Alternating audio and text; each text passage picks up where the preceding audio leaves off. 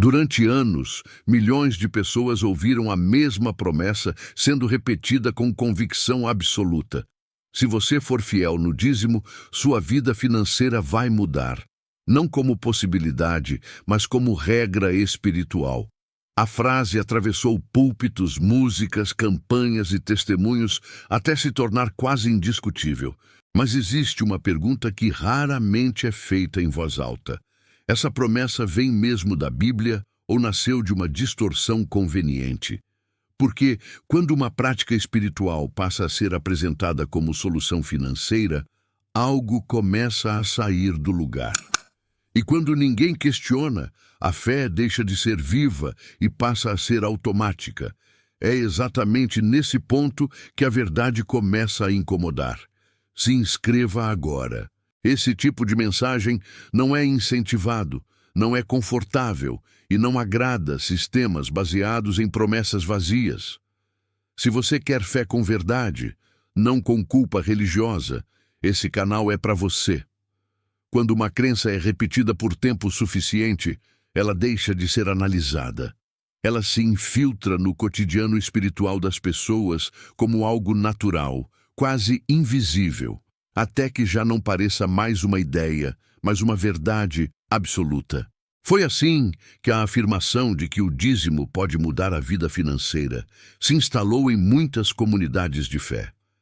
Não como hipótese, não como princípio a ser compreendido, mas como promessa direta, simples e poderosa. A repetição constante transformou essa ideia em ambiente.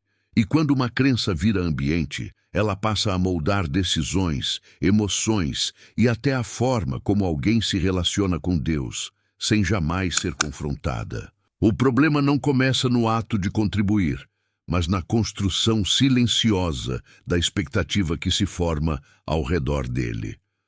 Aos poucos, o dízimo deixou de ser apresentado como expressão de confiança e passou a ser tratado como um mecanismo espiritual. Algo que, se feito corretamente, garantiria proteção, provisão e estabilidade. Nesse cenário, a fé deixa de ser relacionamento e passa a funcionar como sistema. A pessoa já não se pergunta como está seu coração diante de Deus, mas se está cumprindo corretamente um requisito que, supostamente, destrava bênçãos financeiras. Essa mudança é sutil, mas profundamente corrosiva, porque quando a espiritualidade passa a ser organizada em torno de resultados, o coração entra em estado de vigilância constante. A relação com Deus se torna tensa. Se a vida financeira melhora, a prática é reforçada. Se piora, a culpa aparece. A pergunta nunca é o que estou aprendendo nesse processo, mas onde foi que eu errei? A fé, que deveria sustentar, passa a pressionar. A Escritura nunca apresentou o relacionamento com Deus como uma equação financeira. Em Jeremias 17:7 está escrito: Bendito o homem que confia no Senhor e cuja confiança é o Senhor. Ainda assim, muitos foram ensinados a confiar mais em um gesto específico do que nesse princípio. Sem perceber, trocaram confiança por controle. A contribuição deixou de ser resposta e passou a ser tentativa de garantir o futuro. Quando isso acontece, algo essencial já saiu do eixo. Esse tipo de ensino cria pressão espiritual, mesmo quando não é explicitamente imposta. Não é preciso alguém dizer que Deus vai punir quem não contribui para que o medo se instale. Basta a repetição constante da promessa invertida. Se você fizer isso, sua vida vai destravar. Quando o destravamento não acontece, o peso recai sobre a pessoa. Ela começa a suspeitar da própria fé, da própria obediência, da própria espiritualidade. É assim que nasce a culpa religiosa, não como confronto saudável, mas como desgaste contínuo. Textos bíblicos frequentemente usados para sustentar essa lógica raramente são apresentados em sua totalidade. Malaquias 3:10 é citado como se fosse uma fórmula universal, mas o contexto do livro revela um povo vivendo injustiça, corrupção do culto e quebra de aliança. O confronto de Deus ali não era sobre porcentagem isolada, mas sobre um coração distante. Transformar essa passagem em promessa financeira individual é retirar dela sua profundidade e reduzir um chamado ao arrependimento a uma barganha espiritual.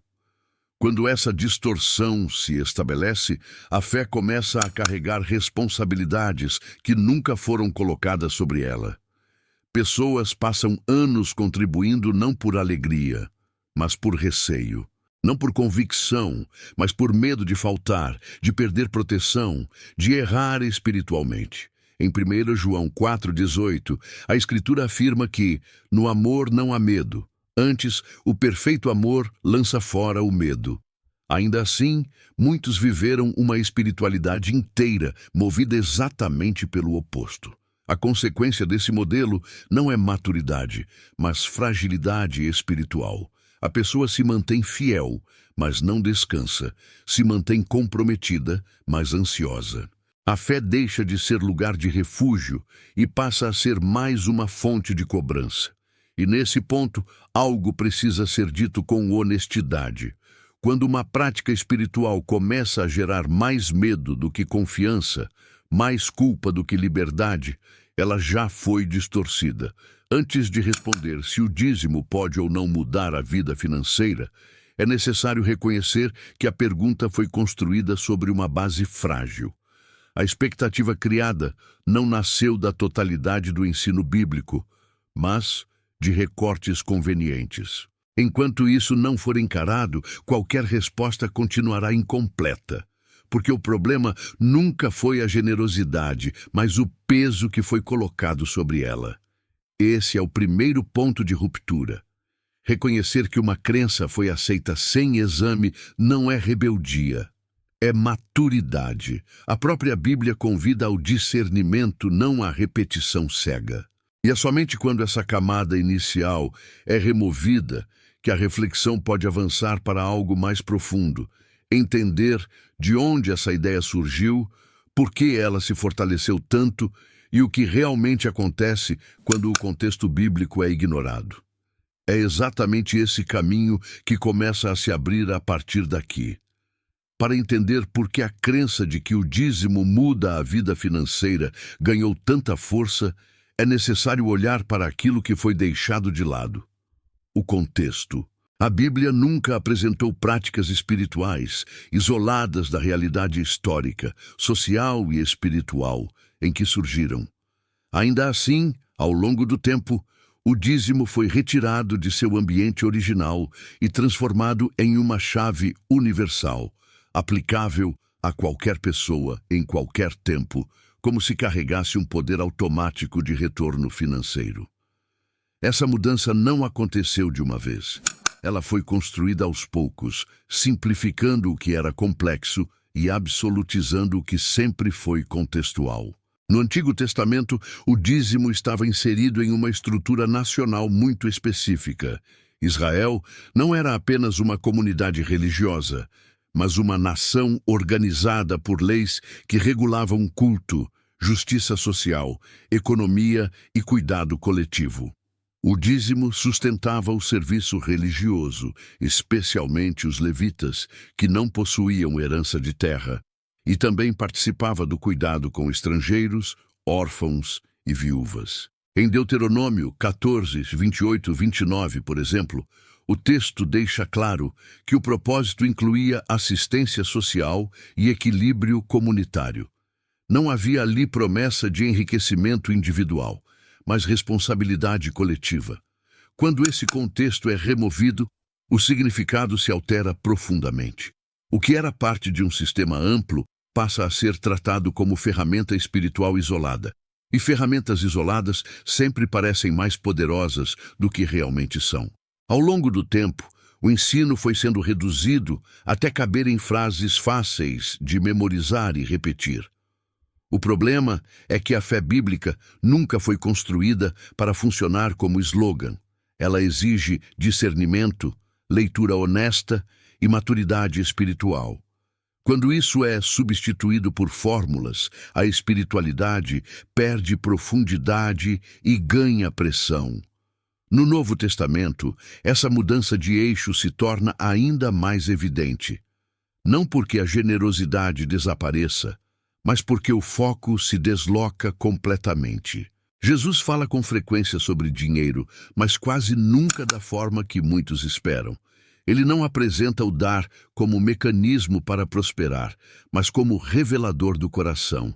Em Lucas 12:15, ele adverte: acautelai-vos e guardai-vos da avareza, porque a vida de qualquer não consiste na abundância do que possui. Essa declaração desmonta a ideia de que a espiritualidade pode ser medida por resultados financeiros. Os escritos apostólicos seguem a mesma linha.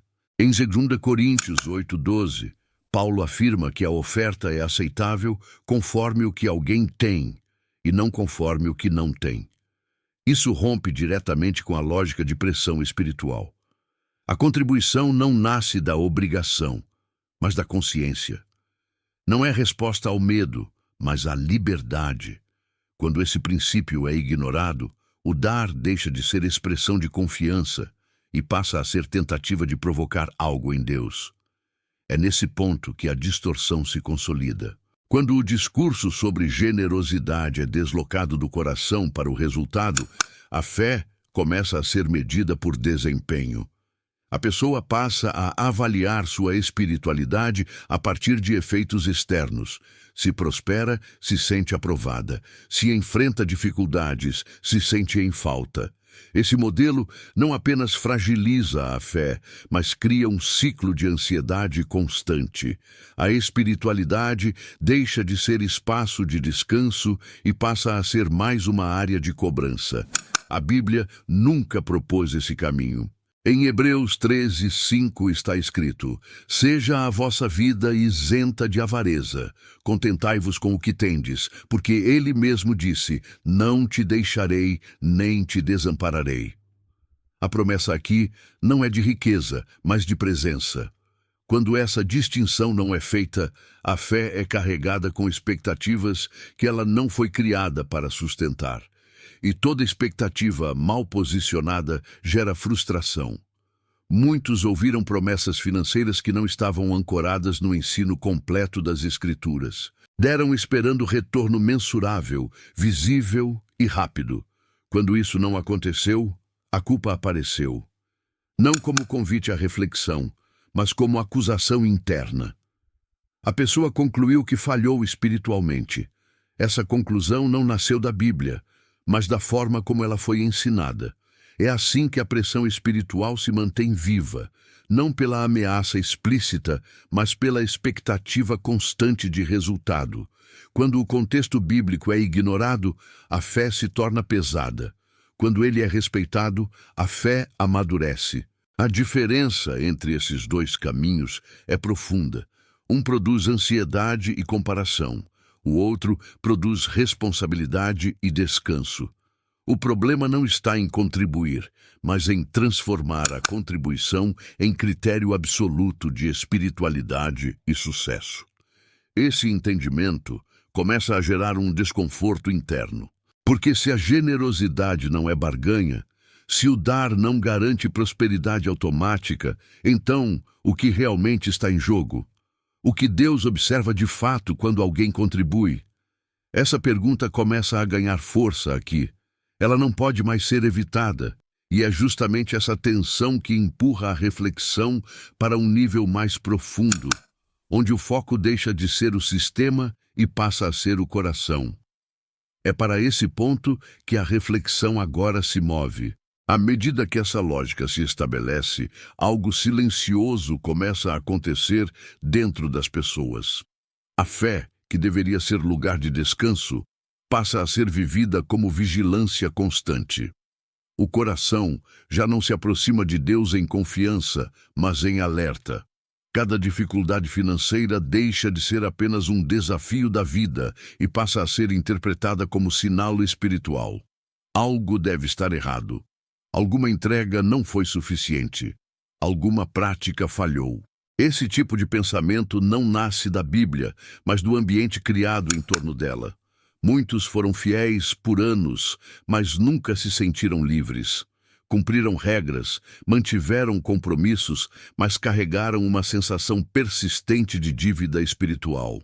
A generosidade deixou de ser leve, tornou-se pesada, não porque dar seja errado, mas porque foi ensinado como obrigação carregada de consequência invisível. O medo de faltar passou a caminhar ao lado da fé. E fé que caminha com medo não amadurece, ela apenas sobrevive. A vida real inevitavelmente entra em cena. Contas chegam, imprevistos acontecem, escolhas difíceis precisam ser feitas. Em vez de enfrentar essas situações com clareza e responsabilidade, muitos foram levados a espiritualizar tudo. Se algo deu errado, a explicação parecia simples. Faltou fidelidade. Faltou entrega. Faltou fé. Essa narrativa não apenas ignora a complexidade da vida, mas transfere para o indivíduo um peso que ele não deveria carregar sozinho. Romanos 12:2 fala sobre transformação pela renovação da mente, não sobre punição financeira por falhas espirituais. Ainda assim, a mente de muitos foi moldada pela culpa, não pela verdade. Nesse ambiente, a ansiedade espiritual cresce. A pessoa ora, mas não descansa. Contribui, mas não confia. Vive tentando garantir proteção espiritual por meio de práticas, em vez de desenvolver um relacionamento saudável com Deus. Em Mateus 11:28, Jesus faz um convite direto. Vinde a mim todos os que estáis cansados e sobrecarregados, e eu vos aliviarei. Esse convite entra em choque com uma espiritualidade que sobrecarrega em vez de aliviar. É nesse ponto que surge a pergunta que muitos evitam formular em voz alta. Se alguém não dizima, está pecando? A forma como essa questão foi ensinada gerou medo, não discernimento. Para alguns, ela se tornou instrumento de controle. Para outros, fonte constante de acusação interna. Mas a Bíblia nunca tratou o pecado como simples descumprimento de uma prática isolada. O pecado, nas Escrituras, está ligado ao afastamento do coração, à indiferença, à injustiça. Reduzir tudo a um percentual financeiro é empobrecer profundamente a mensagem. Em Miqueias 6:8, o texto é claro. Ele te declarou, ó homem, o que é bom, e que é o que o Senhor pede de ti, senão que pratiques a justiça, ames a misericórdia e andes humildemente com o teu Deus? A ênfase nunca esteve em fórmulas, mas em postura. Quando isso é esquecido, a espiritualidade se torna frágil, baseada em medo e comparação. A pessoa começa a se medir pela vida financeira do outro, pela aparência de sucesso espiritual alheio e nunca encontra paz. Esse modelo produz cansaço, um cansaço que não se resolve com descanso físico, é desgaste da alma. Muitos começaram a perceber que estavam comprometidos, mas emocionalmente esgotados, generosos, mas inseguros, fiéis, mas tensos. Esse conflito interno não é sinal de falta de fé, mas de fé pressionada. Algo foi ensinado de maneira desequilibrada. Algo foi colocado no centro que nunca deveria ocupar esse lugar. Quando a fé vira peso, ela perde sua função essencial. Em vez de sustentar o coração, ela o comprime. Em vez de orientar decisões, ela gera medo de errar. A espiritualidade passa a ser vivida como tentativa constante de evitar consequências negativas, não como caminho de crescimento. Isso cria uma relação distorcida com Deus, baseada em desempenho e não em confiança. O problema nunca foi esperar provisão. A Bíblia fala de um Deus que cuida. O problema foi confundir cuidado com garantia de conforto financeiro. Provisão não significa ausência de desafios, significa presença no meio deles. Quando essa distinção não é feita, a fé se transforma em expectativa frustrada. E expectativa frustrada, quando espiritualizada, vira culpa. Esse é o ponto em que a tensão interna se intensifica. Muitos começam a perceber que algo não se encaixa. Foram ensinados a acreditar em uma promessa, mas a realidade não confirma essa lógica. Esse choque não deveria ser ignorado. Ele é sinal de que a reflexão precisa avançar, porque se a fé não foi feita para pesar, então algo precisa ser reorganizado. E essa reorganização começa quando a pergunta deixa de ser "quanto estou dando?" e passa a ser "o que governa meu coração?" É exatamente para esse ponto que a reflexão agora caminha. Depois de atravessar todas essas camadas, a pergunta inicial já não pode mais ser respondida de forma superficial. O dízimo pode mudar a vida financeira? A resposta exige honestidade, porque ela desmonta expectativas criadas ao longo de anos. A Bíblia nunca apresentou o dízimo como uma chave automática para a prosperidade. Nunca colocou o dinheiro no centro da relação com Deus. O que foi colocado no centro, desde o início, foi o coração. E enquanto essa ordem não é respeitada, qualquer prática espiritual corre o risco de se transformar em peso. Deus nunca buscou recursos financeiros, nunca precisou deles. Em Salmos 50, 10, 12, ele afirma que todo animal da floresta é seu, e que se tivesse fome, não o diria ao homem. Esse texto desmonta qualquer ideia de que a contribuição humana sustenta Deus. O que ele observa não é o valor entregue, mas a motivação por trás do gesto. Quando o dar nasce do medo, da tentativa de controle ou da ansiedade pelo futuro, algo já saiu do eixo. Fé não foi criada para controlar resultados, mas para sustentar o coração enquanto a vida acontece.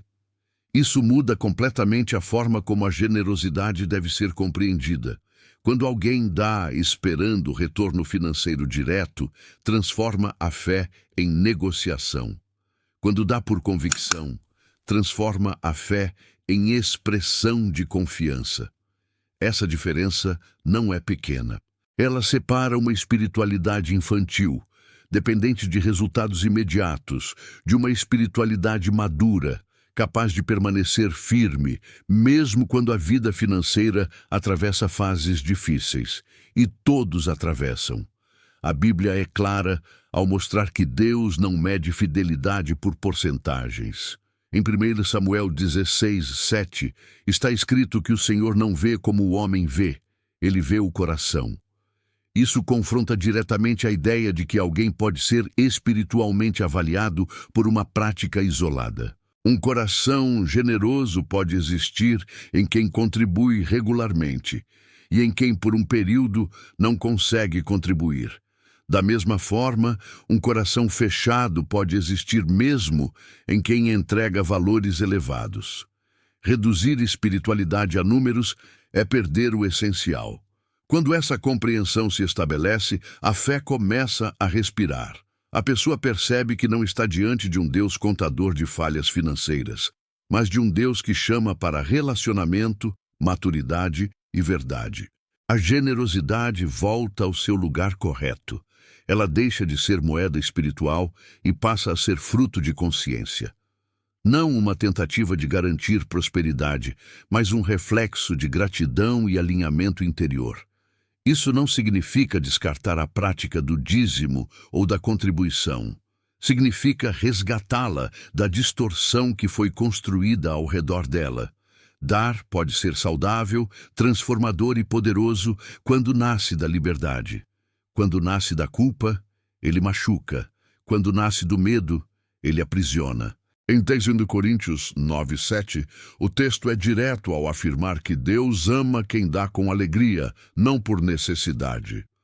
Essa afirmação não deixa espaço para pressão espiritual. A vida financeira, nesse contexto, deixa de ser campo de ansiedade espiritual e passa a ser espaço de responsabilidade e aprendizado. A fé não elimina decisões difíceis, mas oferece clareza para enfrentá-las. Não promete ausência de crises, mas presença no meio delas. Quando alguém entende isso, algo profundo começa a se reorganizar. As prioridades mudam. As escolhas se tornam mais conscientes, não por mágica, mas por maturidade. Talvez o maior fruto dessa reorganização não seja o aumento imediato de recursos, mas o fim da culpa. O fim da sensação constante de que algo está errado espiritualmente porque os números não fecham. O fim da comparação silenciosa com histórias de prosperidade que nunca chegam. Quando a fé é libertada da obrigação financeira, ela volta a cumprir seu papel mais essencial: sustentar o coração em qualquer fase da vida. Por isso, a pergunta inicial pode finalmente ser respondida com verdade. O dízimo por si só não muda a vida financeira como uma fórmula garantida. O que muda vidas é consciência, responsabilidade, generosidade sincera e uma fé que não precisa ser barganhada. Quando essas coisas se alinham, a vida começa a se organizar. Primeiro por dentro, depois por fora, no tempo certo. Entender isso não aprisiona, liberta. Porque fé que não pode ser questionada se transforma em prisão. Fé que suporta a verdade se transforma em base firme. E quando a fé volta a ser base, ela deixa de ser instrumento de cobrança e passa a ser fonte de descanso. É nesse ponto que a espiritualidade encontra seu lugar correto. Não como promessa vazia, não como mecanismo de controle, mas como caminho de confiança real.